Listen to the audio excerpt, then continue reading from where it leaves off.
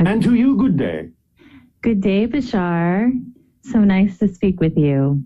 And you as well. So right now, everything feels very much in transition. It is. And one of the things that is ahead of me is it seems like my dad is going to be transitioning soon. All right. Spirit. So it seems like he's going to be transitioning to spirit soon. And I'm just trying to be there for him as best as I can. Yeah. And well, what else do you need to do? I keep on feeling like I need to do something else, but... Such as? Well, I've been, I feel like health-wise, I wish I could have done more for him because Do not wallow in regret. Okay. Otherwise, you are of no help. Remember that what helps the most is to radiate an energy and a vibration of a positive transition so that that energy infuses the area of his presence and allows him to take advantage of riding that wave and riding that energy more smoothly. The regret in that sense will put up resistance. Okay, thank you. Yes. I've been having some interesting dreams lately, one of which I kind of associate with the idea you might have been hearing. There's been a lot of talk about 5G and like the new 5G towers. Yes. That are being put up. And one of my dreams, and I had, I saw these big towers like on every block, and they were like huge and black. And at the top of them, there was this big blue LED eye, and it was just like looking at everybody. It was kind of creepy. Yes. And I was, okay. And I was just wondering if you could tell us anything about, I know like 5G and if it has any like effects on our physical body that. It depends. Okay. Depending on how it is tuned. If it is tuned properly, it will not necessarily have detrimental effects. But if it is slightly out of phase, it can to some degree affect cellular structure and the immunological system of your body. So they must be tuned precisely in a way that is not detrimental to the cellular structure or immune system of your bodies. Okay, that's what I was kind of thinking. Now, as an individual, is there anything we can do, or is this something that whoever's putting these 5G up has to do? There is always something you can do. Okay. Always. Right. Again, by allowing yourself to remain in a positive state, you can to some degree mitigate some of the effects of a poorly tuned system. But again, the idea is you can also interact with those individuals who may be more directly involved with the creation of the technology in order to explore what can be done and share information in a way that will allow you to feel more participatory in what's going on, and may even change the minds of some of the individuals working on the technology for how they can make sure that it is more precisely tuned to the biomagnetic energy and fields of physical humanity and biological forms on your planet so as not to be detrimental. Okay, thank you. Also, I wanted to bring up this idea of a story. You might have heard of it, or story legend of the planet Venus. I've heard of it as a planet was once like an Earth that went through different phases of initiation and ascension. And, even the name or the planet Venus, she's referred to as like the morning star, and she's always shining very brightly. Yeah. And eventually I've heard that she's to become a sun, like it's like an evolutionary process of planets. It is not meant in the sense of literal physicalness. You are talking about something that is an interdimensional concept. Okay. And a sun in one dimension is not necessarily a sun in your dimension. Right. It is the seed to some degree, the heart to some degree of what can be considered a sun in some realities, but it is not a literal description of what is going to happen to the planet in your physical reality. Okay. Thank you. I just wanted to kind of get a feel on that because it popped into my head and then I had a dream about it. a couple nights ago. I noticed my dreams have been becoming more and more active lately. Right. Yeah. This may be the result to some degree, again, of breaking down the barriers between one physical reality and parallel realities that will allow them to overlap and allow you to have a more lucid adventure on that realm. Okay. Thank you. Yeah. All right. And then I was wondering if you could talk about the Shanah at all and kind of where they are at with connecting with us and interacting with us in this timeline. They are observing and participating in what is going on now as you all pass through what we are calling the eye of the needle and this transitional pivot point, and how you come out the other side, all of you, will determine the efficacy with which they can maybe continue to communicate and connect with many of you toward the idea of future contact, but also recognizing that some individuals will pass through the eye of the needle in a way where contact may actually be less probable. So they are watching and observing what is going on in this pivotal point as you all pass through what we call the eye of the needle. Well, great. Thank you so much, Bashar. My love to you and the Esther. Our unconditional love to you as well. Good day. Good day. Hello. And to you, good day. How are you, Bashar? Perfect. And you? Very good. It's nice to see you. Thank you for the co-creation of the interaction. Please proceed however your imagination so desires. Sure. Okay. Well, thank you for visiting with us today, and I have a few questions for you. Yes. So I'll just get right to it. I have a question about that I see that's very prevalent right now within the spirituality communities of a lot of people believing in conspiracy theories that don't have a lot of rationality to them. They're seeking to find, and to be honest with you, from a basically self-soothing and a self-serving place, it seems to be things that they're focusing on that really don't help you vibrationally or help you to keep yourself calm about things. I'm speaking, of course, about things like 5G and Bill Gates taking over the planet and stuff like that. Yes, we understand. Why is there such a interest in so many people within those communities to find and seek information that is below the radar and say, this is truth, but everything that's kind of scientifically proven and just rational on so many levels in this time-space reality that we live in, why do they seek things that are on that level as their truth, or this has to be happening? Well, first and foremost, you do realize that now and then there are such things as conspiracies on your planet, yes? 100% agree. Yeah, all right. 100% agree. So since that has been, shall we say, laid as a foundation of possibility, and since many people on your planet have been fed a diet of fear-based beliefs for so long, and because people feel disempowered, they will often see the idea of laying out a certain conspiracy theory as a way of gaining control over their world by either aligning with it or rebelling against it to give them some sense of their position in the world, some sense of control in their reality, which more often than not, they don't feel they have. So by exposing things that their mind can wrap itself around in a way that says, I have a complete understanding of what's really going on here, and I am either attaching to it or distancing myself from it, it gives them a sense of control that they don't ordinarily have in their lives because of all of the fear-based beliefs that they have been fed growing up on your planet. Interesting. That's very fascinating. Yeah. Let's see, what was my next one? My next question, I had a question for you. I was thinking about this last night in bed.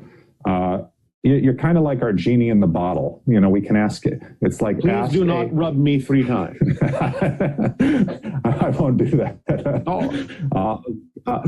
keep you comfortable. That made me laugh. That's pretty funny.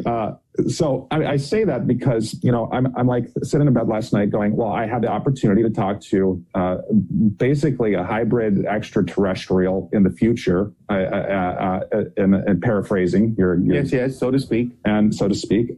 And I wondered, is there a question you've always wanted someone to ask you and from our perspective that's never been asked? No. Okay. Well, that was easy.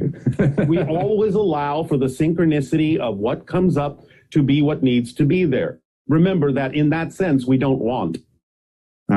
That's a very good point. That all came full circle there pretty instantly. Yes, we perfectly trust the timing of whatever it is that comes up.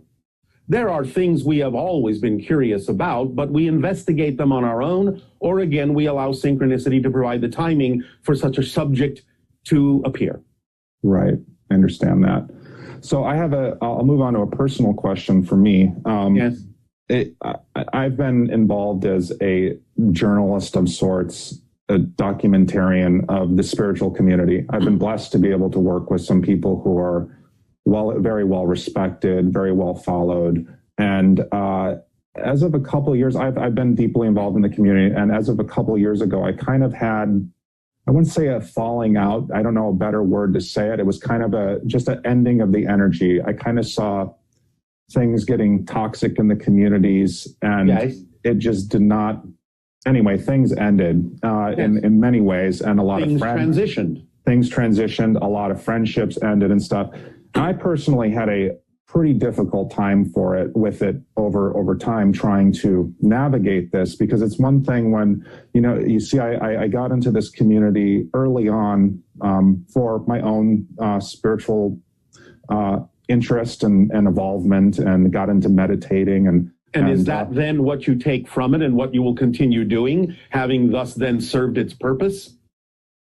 I feel that gets to my question right now. Over the past year or so, or a couple of years since all this has gone down, I have a real hard time connecting from a meditational standpoint. I used to meditate and connect really deeply, like soul of the universe, travel in the cosmos type meditations. Yes. And these days, it's very hard for me to connect on that same level. I do make the efforts to do so, but I also see the whole community from a whole different perspective. I see that all this stuff works, obviously, but I don't, run around. So why would you continue to assume that a technique that used to work for who you used to be would still work for who you are now? That's a good point.